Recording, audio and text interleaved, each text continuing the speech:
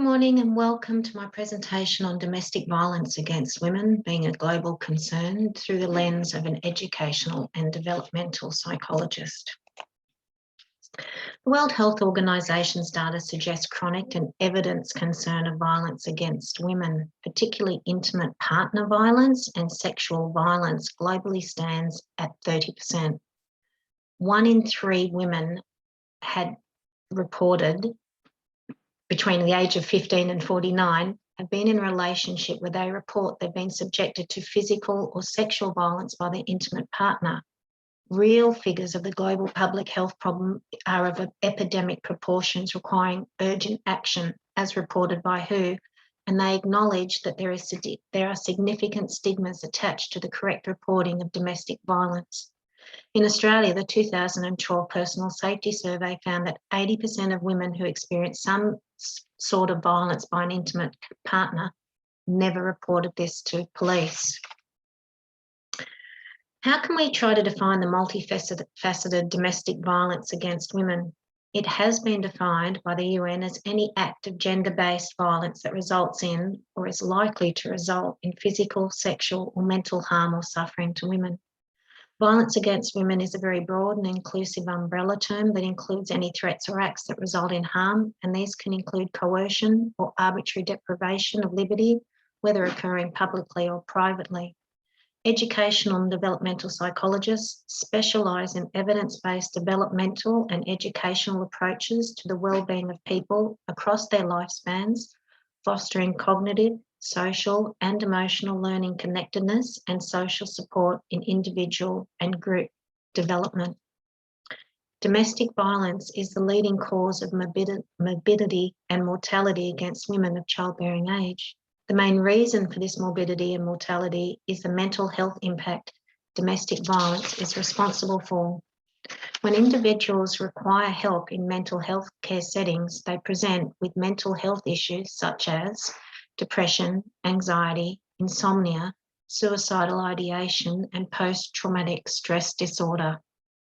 Many of these morbidities are linked to underlying abuse and domestic violence that, as we've reported, are not investigated nor treated, potentially because of fear and the shame associated with them.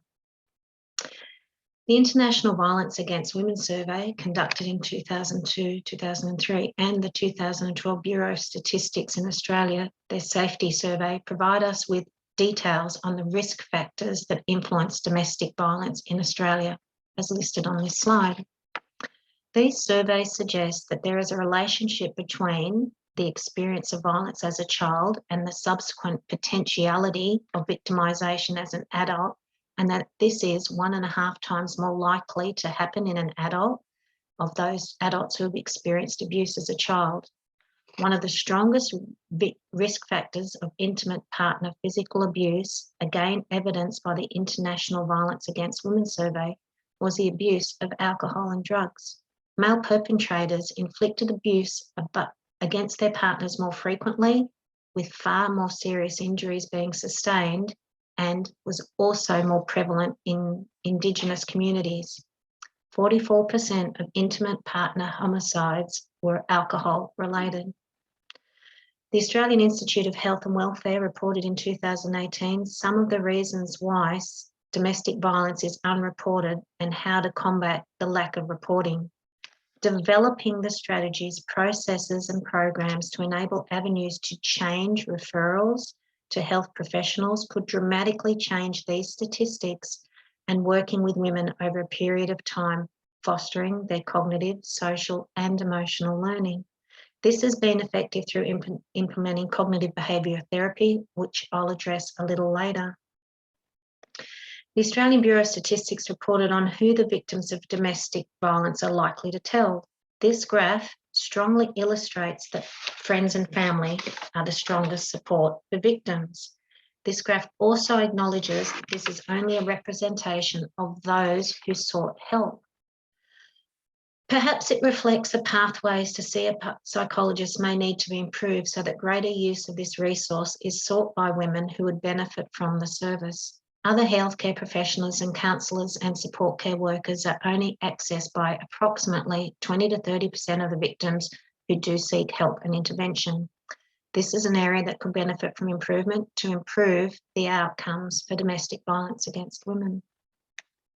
An initiative by the New South Wales Government and Ministry of Health looked to intervene with vulnerable communities, support victims, hold perpetrators accountable, and deliver evidence-based quality services to make victims feel safer and support in their recovery. Intervention early lessens the impact of the abuse. Priority areas for government in linking the reporting process for domestic violence against women will enable for streamlining a more effective reporting of violence as outlined in these documents. Data is yet to be tabulated as to if, after this initiative, more women are being referred for help. Sustainability of these interventions requires investment and organisational change in health systems by government. Services are available to address domestic violence against women. Cognitive behaviour therapy can alleviate emotional numbing, reduce post-traumatic stress disorder and depression while increasing self-esteem. Cognitive behavioural techniques can also reduce the symptoms of anxiety and stress. Psychoeducation allows the participants to understand the intergenerational cycle of domestic violence as well as its different forms of expression.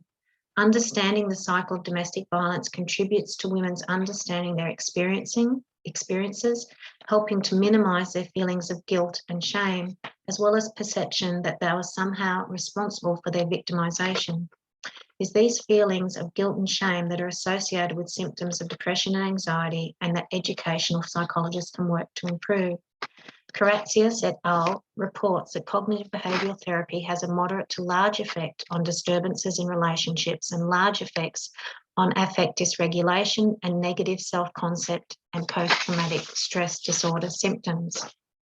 Advocacy for women is best described as educational empowerment strategies, referral to support services, and safety planning. Another component of the intervention that may be associated with the reduction of symptoms was a promotion of the development of strategies for self-protection. These strategies have allowed women to perceive themselves with control over their current life situation, knowing their existing rights and services that can aid in their protection. Eye movement desensitisation reprogramming shows significant reduction in post-traumatic stress disorder and anxiety symptoms and has shown better long-term effectiveness than other therapies. They're evidenced in the slide. In conclusion, the UN's framework aimed to protect women through relationships, empowerment, services ensured, poverty reduction, enabling environments created, abuse prevention, and transforming attitudes and beliefs, set up a framework which include the psychosocial support and psychological intervention. Successful interventions prioritise the safety of women and are participatory and look at many risk factors through combining planning and work and programming for each of our clients' needs.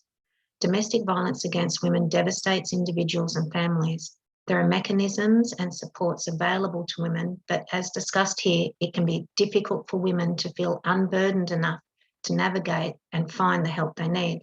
As psychologists, we can support their journey sensitively, proactively, and insightfully.